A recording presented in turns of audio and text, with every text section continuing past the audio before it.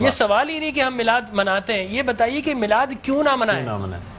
آپ کوئی ایویڈنس ہے ان قرآن کے اندر منع ہے؟ جواب آتا نہیں۔ احادیث مبارکہ میں منع ہے؟ جواب آتا نہیں۔ کیا صحابہ کرام رضوان اللہ تعالی علیہ مجمعین نے منع کیا؟ جواب آتا نہیں۔ بڑی عجیب غریب بات ہے کہ آپ منع کرتے ہیں۔ اچھا جناب یہ دیکھیے کہ میں بڑے سادہ الفاظ میں بتانا چاہوں گا کہ اسلام کیا ہے۔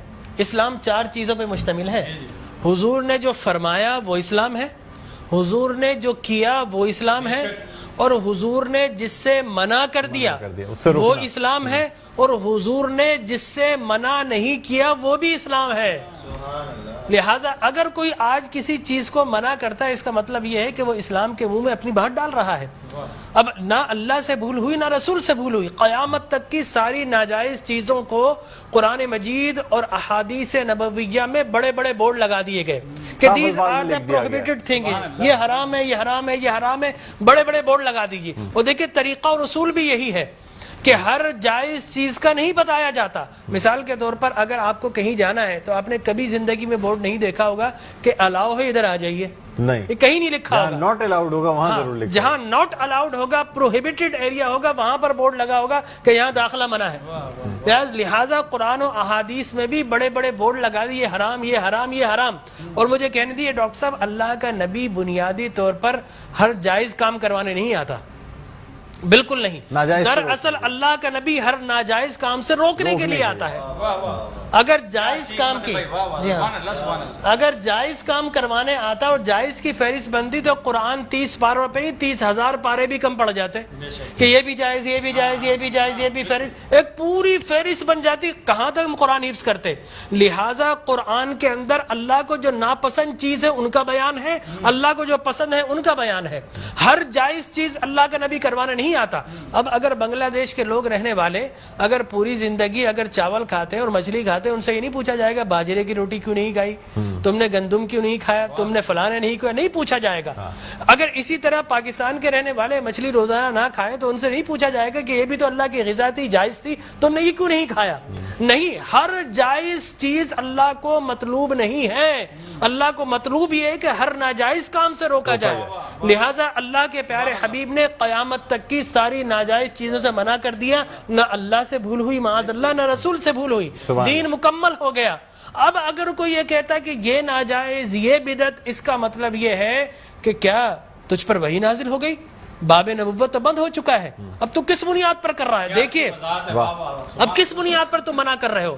اور میں آپ کو بتاؤں ڈاکٹر صاحب، یہ دین کا مسلمہ اصول ہے کہ کسی چیز کے جواز کے لیے کوئی ضعیف حدیث بھی کافی ہے، لیکن کسی چیز کے حرام یا بدعت ہونے کے لیے قرآن اور احادیث کی نص قطعی چاہیے آپ کو، اور حدیث متواترہ چاہیے، اس کے بغیر آپ کسی چیز کو حرام نہیں کر سکتے۔ اس لیے کہ اسلام گلا گھونٹنے کے لیے نہیں آیا، اسلام تو راحتیں دینے کے لیے آیا ہے۔ لہٰذا جو ناجائز چیزیں تھی اسلام نے وہ منع کر دی 1400 سال پہلے۔ اب اگر کوئی کہتا ہے کہ جناب آپ میلاد کیوں مناتے ہیں، تو میں کہتا ہوں یہ سوال ہی نہیں، بڑے احمق لوگ ہیں جو جائز کی دلیل مانگ رہے ہیں۔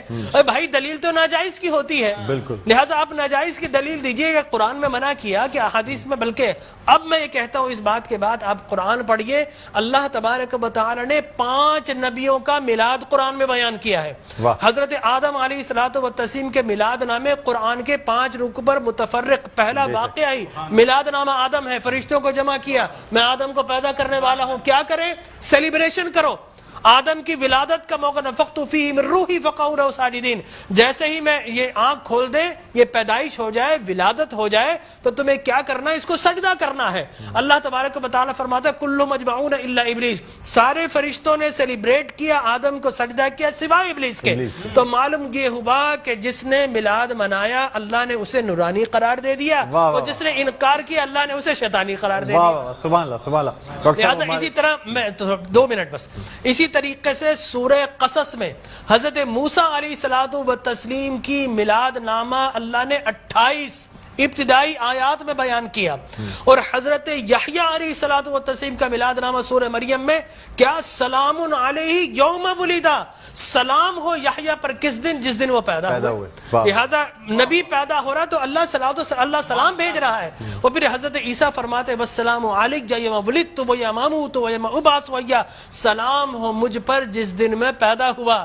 سرکار نے فرمایا. اور پھر اللہ تبارک و تعالی نے ووالدین وما ولد کہہ کر حضور کے میلاد کو بیان کیا.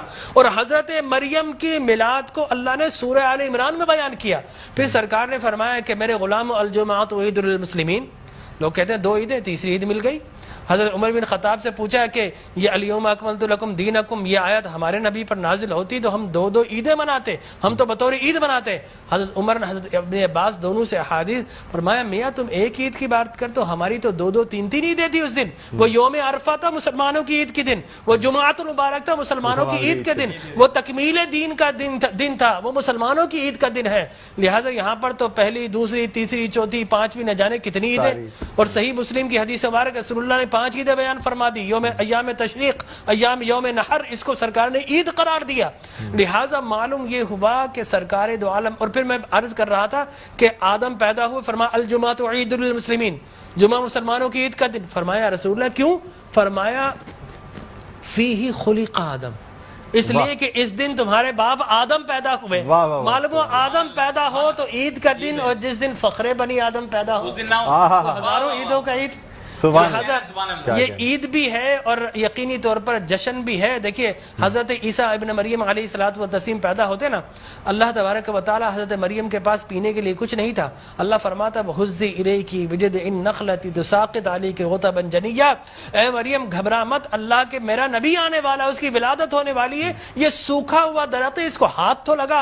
حضرت مریم جیسے ہی ہاتھ لگاتی ہے اللہ تبارک و تعالی میلاد عیسیٰ کی خوشی میں اس کو ہرا بھرا کر دیتا ہے اور پانی جاری و ساری کر دیتا ہے.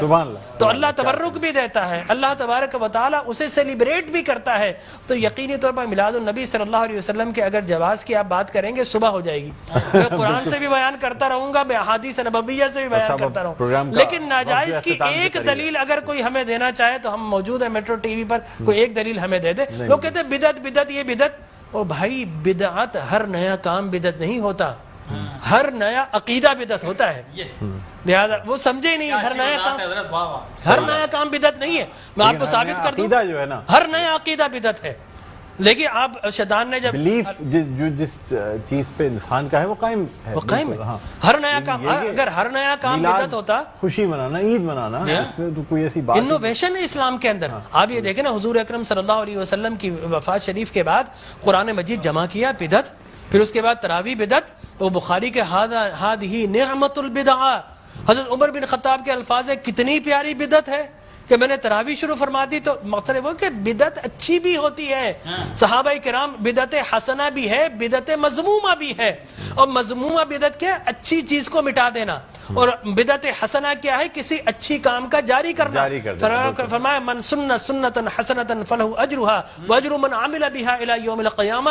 جو کسی اچھی سنت، اچھے کام کو جاری کرتا ہے، اس کے بعد قیامت تک اگر لوگ اس کام کو جاری رکھیں تو اس بگنر کو اللہ تبارک و تعالی اجر و ثواب عطا فرماتا ہے. ہماری ٹرانسلیشن